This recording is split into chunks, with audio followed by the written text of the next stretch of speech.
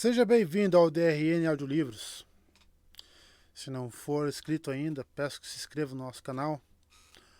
Acompanhe os nossos audiolivros aí. A gente tem bastante conteúdo.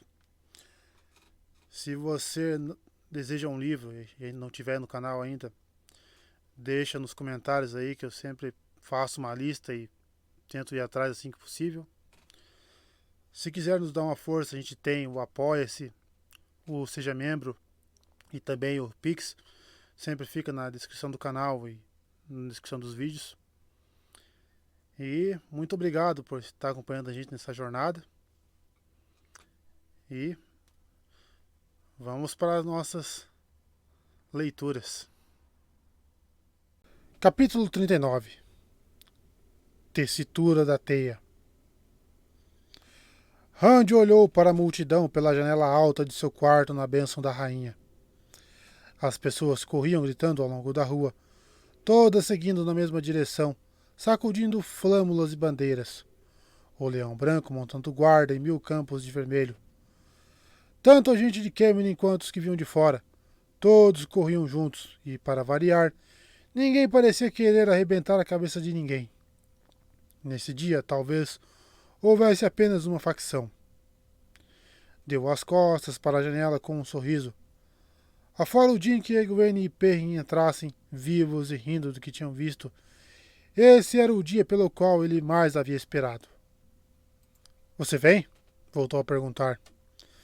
Matt olhou fuzilando de onde ele estava, encolhido em uma bola de cima da cama.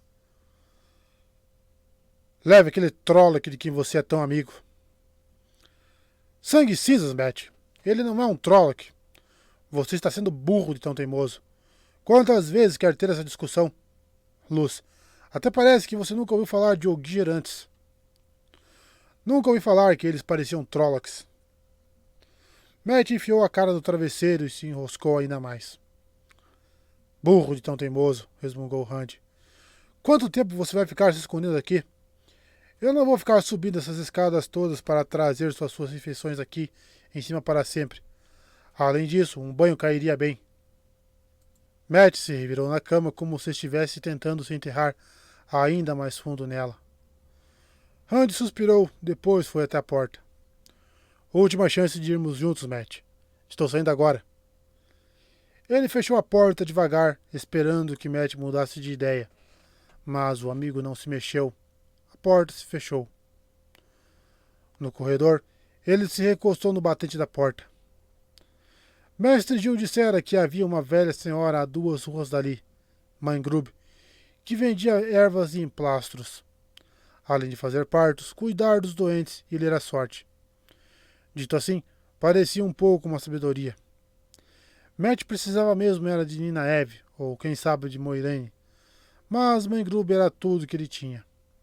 Contudo, levá-la à bênção da rainha também poderia atrair o tipo errado de atenção, tanto para ela quanto para Matt e ele. Herbalistas e curandeiros estavam atuando com muita discrição em Kemen naquele momento. Falava-se contra qualquer pessoa que fizesse algum tipo de cura ou adivinhação.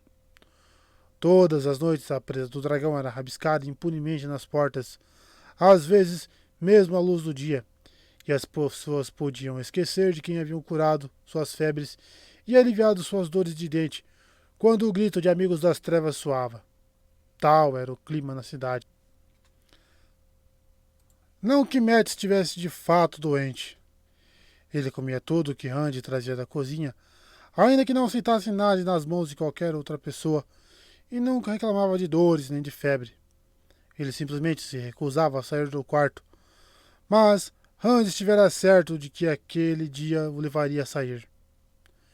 Agitou o manto sobre os ombros e girou o cinturão de modo que a espada, com o pano vermelho amarrado ao seu redor, ficasse mais coberta. Ao pé das escadas encontrou o mestre Gil justamente começando a subir. Tem alguém perguntando por vocês aí na cidade, disse o estalajadeiro com um cachimbo na boca. Randy sentiu uma pontada de esperança. Perguntando por você e aqueles seus amigos pelo nome. Pelo menos por vocês, jovens. Parece querer, principalmente vocês, os 3 rapazes. A esperança foi substituída pela ansiedade. Quem? Perguntou Randy. Ele ainda não conseguia evitar olhar para os dois lados do corredor. À exceção deles dois, não havia ninguém ali, da saída para o beco até a porta do salão. Não sei o nome dele, só ouvi falar. Acabo sabendo da maior parte das coisas que acontecem em Camden. Um mendigo. O estalajadeiro grunhiu. Meio maluco, pelo que ouvi dizer. Mesmo assim, poderia pegar as graças da rainha no palácio, mesmo com as coisas tão ruins quanto estão. Nos grandes dias, a rainha as confere com as próprias mãos e nunca ninguém foi recusado por nenhum motivo. Em Camden, ninguém precisa mendigar. Mesmo um homem procurado não pode ser preso enquanto estiver recebendo as graças da rainha. Um amigo das trevas? Randy perguntou relutante. Se os amigos das trevas sabem nossos nomes...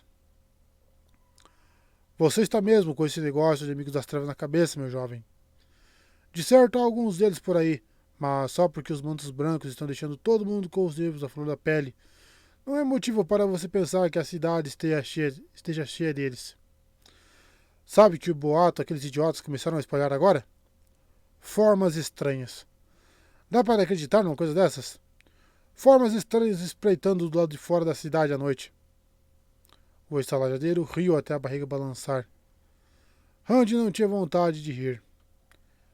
Ryan Kinch havia falado de formas estranhas e certamente houvera um desvanecido na última vila. Que espécie de formas? Que espécie? Sei lá que espécie. Formas estranhas.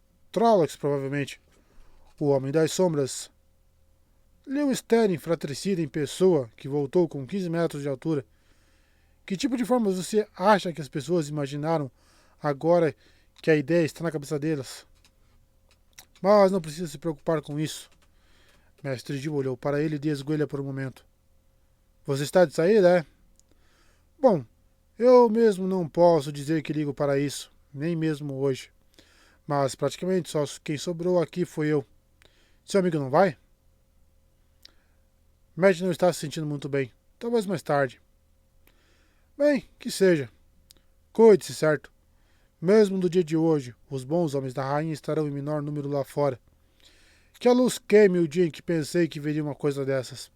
É melhor você sair pelo beco. Há dois daqueles malditos traidores sentados do outro lado da rua, vigiando minha porta. Eles sabem de que lado eu estou, pela luz.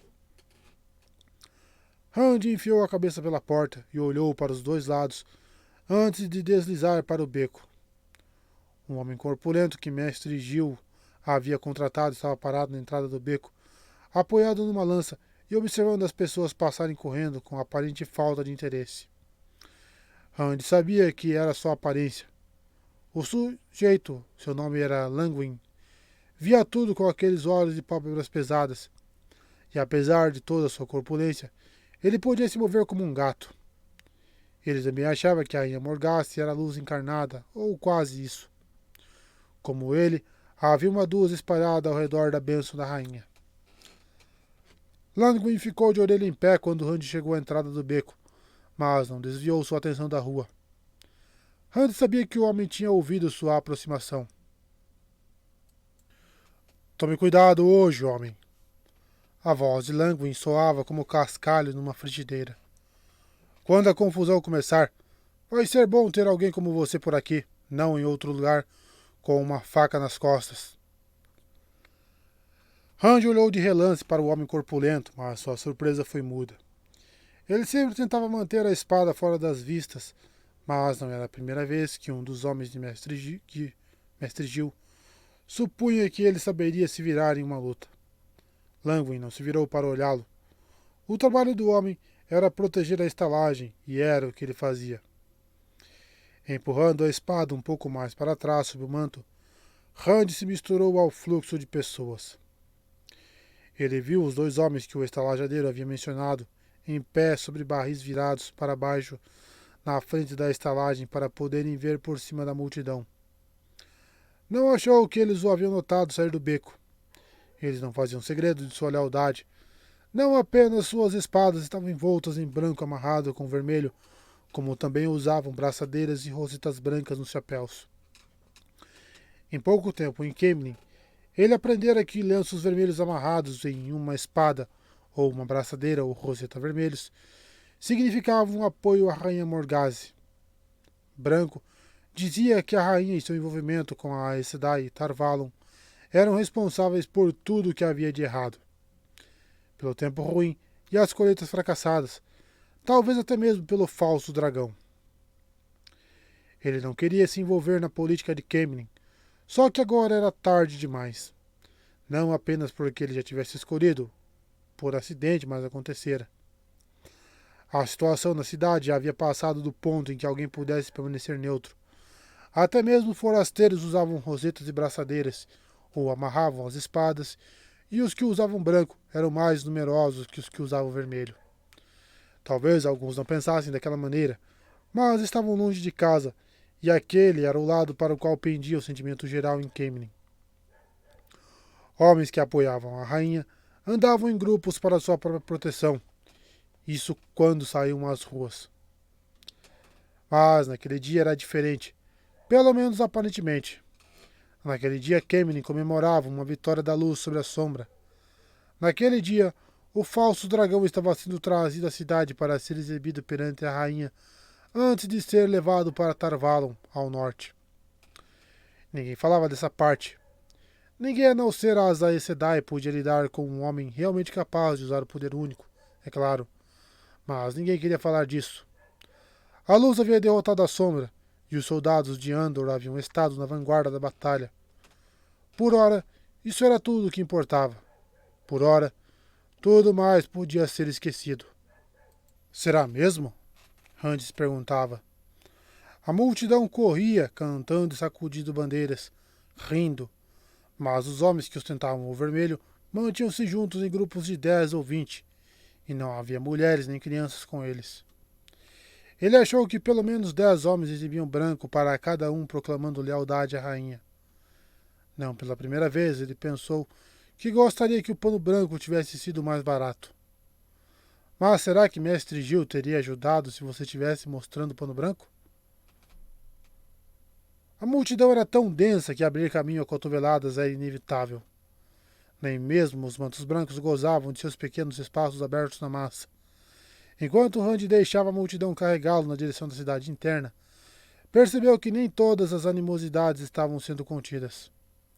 Viu um dos filhos da luz, de um grupo de 3, levar um esbarrão com tanta força que quase caiu. O manto branco se segurou por pouco, e quando disparava uma saraivada de impropérios irritados contra o homem que havia esbarrado nele, outro homem cambaleou em sua direção com um ombro deliberadamente mirado nele. Antes que a coisa esquentasse mais, os companheiros do manto branco o puxaram para a lateral da rua, onde eles puderam se abrigar sob o umbral de uma porta. Os 3 pareciam divididos entre os seus costumeiros olhares mal-humorados e a incredulidade. A multidão passava como se ninguém tivesse notado, e talvez ninguém tivesse mesmo. Ninguém teria ousado uma coisa daquelas 2 dias antes. Mais do que isso, percebeu Randy. Os homens que haviam esbarrado usavam rosetas brancas nos chapéus. Acreditava-se amplamente que os mantos brancos apoiavam os que se opunham à rainha e sua conselheira, a sua conselheira Aes Sedai. Mas isso não fez diferença. Os homens estavam fazendo coisas que nunca pensaram em fazer antes. Empurrar mantos brancos hoje. Amanhã, talvez, derrubar uma rainha. Subitamente, desejou que houvesse mais alguns homens perto dele exibindo vermelho. Empurrado por fitas e braçadeiras brancas, ele subitamente se sentiu muito sozinho. Os mantos brancos notaram que ele os olhava e o encararam de volta como se aceitassem um desafio. Ele deixou que um grupo que cantava na multidão o carregasse para longe de suas vistas, cantando junto com eles. Avante o leão, o leão branco vai a campo. Ruge em desafio para a sombra. Avante o leão, avante, Andor triunfante. A rota que levaria o falso dragão para Kemenin era bem conhecida. Essas ruas estavam sendo mantidas abertas por fileiras sólidas de guardas da rainha e lanceiros com mantos vermelhos. Mas as pessoas se aglomeravam nas proximidades delas, ombro a ombro, até mesmo nas janelas e nos telhados. Randy abriu caminho até a cidade interna, tentando chegar mais perto do palácio. Pensava em realmente ver Logain exibido perante a rainha. Ver o falso dragão e uma rainha também. Isso era algo com que ele jamais havia sonhado. A cidade interna fora erigida sobre colinas e muito do que os Ogier haviam construído ainda permanecia. Enquanto as ruas da cidade nova corriam em sua maioria em uma colcha de retalhos maluca, ali elas seguiam as curvas das colinas como se fossem parte natural da terra. Elevações e quedas apresentavam vistas novas e surpreendentes a cada curva. Parques vistos de ângulos diferentes, mesmo do alto, onde seus passeios e monumentos criavam padrões agradáveis ao olhar, ainda que mal tocados pelo verde. Torres subitamente reveladas, paredes ladrilhadas reluzindo à luz do sol com uma centena de cores mutantes. Elevações súbitas onde o olhar podia abranger a cidade inteira, até as planícies ondulantes e florestas além. No todo, teria sido algo maravilhoso de se ver se não fosse pela multidão que o apressava, antes que ele tivesse chance de realmente assimilar tudo. E todas aquelas ruas curvas tornavam impossível ver muito além. Subitamente, ele foi levado de roldão por uma curva, e lá estava o palácio. As ruas, mesmo seguindo os contornos naturais da terra, haviam sido dispostas em espiral em torno dele. Aquela história viva e de menestréis, de espirais brancas, cúpulas douradas e intrincados arabescos de cantaria, com o estandarte de Andor tremulando em cada prominência, uma peça central para a qual todas as outras vistas haviam sido projetadas. Parecia mais algo esculpido por um artista do que simplesmente construído como os edifícios comuns. Esse vislumbre o fez perceber que não chegaria mais perto. Ninguém tinha permissão de se aproximar do palácio. Os guardas da rainha formavam pelotões de 10 fileiras escarlates, flanqueando os portões do palácio. Ao longo do topo das muralhas brancas, em balcões elevados e torres, mais guardas postavam-se, rígidos, arcos inclinados com precisão sobre os peitos, com placas metálicas. Eles também pareciam saídos de uma história de menestrel, uma guarda de honra. Mas Hunt não acreditava que era por isso que eles estavam ali. A multidão clamorosa que se enfileirava pelas ruas era quase um bloco sólido com espadas atadas, com lenços brancos, braçadeiras brancas e rosetas brancas. Apenas aqui e ali a muralha alva era interrompida por algumas manchas vermelhas. Os guardas de uniforme vermelho pareciam uma barreira fina contra todo aquele branco. Desistindo de se aproximar mais do palácio, ele procurou um lugar onde pudesse usar sua altura como vantagem. Ele não precisava estar na primeira fileira para ver tudo. A multidão se deslocava constantemente, gente empurrando para chegar mais perto da frente, gente se apressando para o que se achava ser um ponto com uma vista melhor. Num desses deslocamentos, ele se viu a apenas 3 pessoas da rua, e todos à sua frente eram mais baixos que ele, incluindo os lanceiros. Quase todo mundo era. As pessoas se aglomeravam contra ele de ambos os lados, suando pela pressão de tantos corpos. Os que estavam atrás dele resmungavam por não serem capazes de ver e tentavam se esgueirar para passar. Ele fincou o pé onde estava, criando uma muralha intransponível com os que estavam de ambos os lados. Ele estava satisfeito. Quando o falso dragão passasse, estaria perto o bastante para ver com clareza o rosto do homem. Do outro lado da rua, descendo na direção dos portões que davam à Cidade Nova, uma ondulação percorreu a multidão compacta. Fazendo a curva, uma maré de pessoas estava se afastando para deixar alguma coisa passar. Não era como o espaço vazio que acompanhava os mantos brancos em qualquer dia, a não ser aquele. Aquelas pessoas recuavam assustadas com os olhares de medo que se tornavam caretas de nojo. Apertando-se para sair do caminho, elas viravam o rosto para o que quer que estivesse ali, mas olhavam pelos cantos dos olhos até que passassem. Outros olhos ao seu redor também perceberam a perturbação. Preparados para a chegada do dragão, mas sem nada a fazer naquele momento além de esperar, a multidão achava que tudo era digno de comentários. Ele ouviu especulações que iam de uma Aes Sedai até o próprio Logain, e algumas sugestões mais desprezíveis que arrancaram gargalhadas dos homens e muxoxos de desdém das mulheres. A ondulação serpenteava pela multidão, aproximando-se mais da margem da rua à medida que avançava. Ninguém parecia hesitar em deixá-la ir aonde quisesse, mesmo que isso significasse perder um bom lugar para ver enquanto a multidão voltava a se fechar atrás da passagem.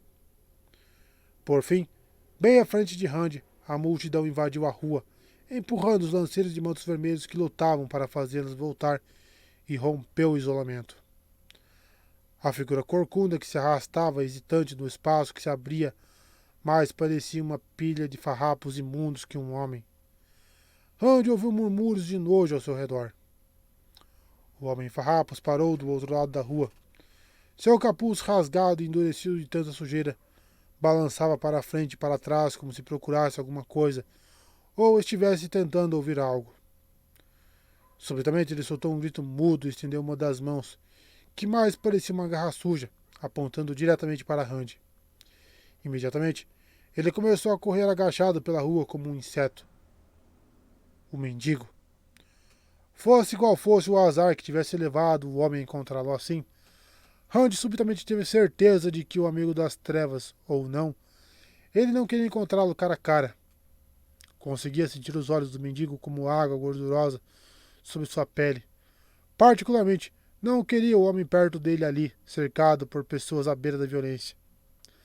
As mesmas vozes que antes tinham rido, agora o amaldiçoavam enquanto ele empurrava as pessoas para voltar e se afastar da rua. Ele se apressou, sabendo que a massa densa pela qual tinha de passar empurrando e se esgueirando cederia perante o homem imundo. Lutando para forçar passagem no meio da multidão, ele cambaleou e quase caiu quando subitamente se viu livre. Agitando os braços para manter o equilíbrio, Randy disparou numa corrida. As pessoas apontavam para ele, o único que não estava empurrando na direção oposta e ainda por cima estava correndo. Gritos o seguiram. O manto dapejava suas costas, expondo a espada coberta de vermelho. Ao perceber isso, correu ainda mais rápido. Um partidário solitário da rainha correndo bem poderia deflagrar uma perseguição de uma turba de rosetas brancas mesmo naquele dia. Ele correu, deixando suas pernas compridas dispararem pelas pedras do calçamento.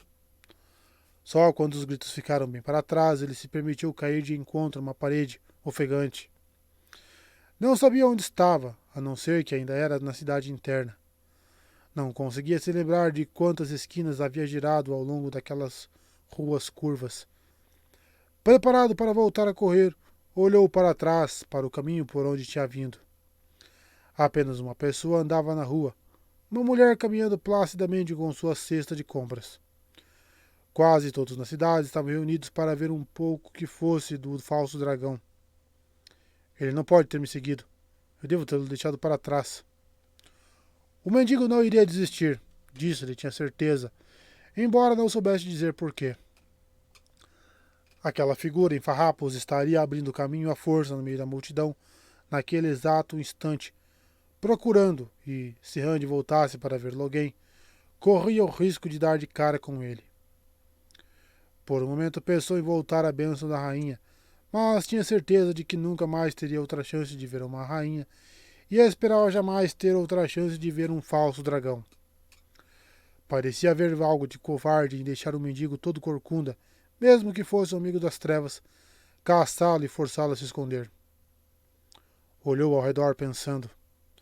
A configuração da cidade interna era tal que os prédios eram mantidos numa altura baixa, isso quando havia prédios, de modo que alguém em pé, em certo ponto, não tivesse nada que lhe bloqueasse a vista planejada. Tinha de haver lugares de onde ele pudesse ver a procissão passar com o falso dragão. Ainda que ele não pudesse ver a rainha, poderia ver Logan. Subitamente determinado, ele seguiu em frente. Na hora seguinte, ele encontrou diversos lugares do gênero, cada um já abarrotado de pessoas coladas umas nas outras, evitando o aperto ao longo da rota da procissão. Formavam uma parede sólida de rosetas e braçadeiras brancas, nada de vermelho. Pensando no que a visão de sua espada poderia fazer numa multidão assim, ele saiu de fininho, cuidadosa e rapidamente. De repente, vieram gritos da cidade nova, o clamor e o soar de trombetas, a batida marcial de tambores. Logan e sua escolta já estavam em Kemenin, a caminho do palácio. Desanimado, Rand vagou pelas ruas quase vazias, ainda com uma vaga esperança de encontrar um jeito de ver Logan. Deu com os olhos na encosta sem edifício nenhum, erguendo-se da rua onde ele estava passando. Numa primavera comum, a encosta estaria coberta de flores e grama, mas naquele momento estava marrom até o muro alto ao longo da sua crista, um muro acima do qual era possível ver copas de árvores. Aquela parte da rua não havia sido feita para ter nenhuma grande vista, mas logo adiante, acima dos telhados, ele pôde ver parte das torres do palácio, encimada por estandartes do leão branco, drapejando ao vento. Ele não sabia exatamente para onde a curva da rua seguia depois de contornar a colina, além de sua visão, mas subitamente teve uma ideia em relação àquele muro alto da colina. Os tambores e trombetas estavam se aproximando, os gritos ficando mais altos.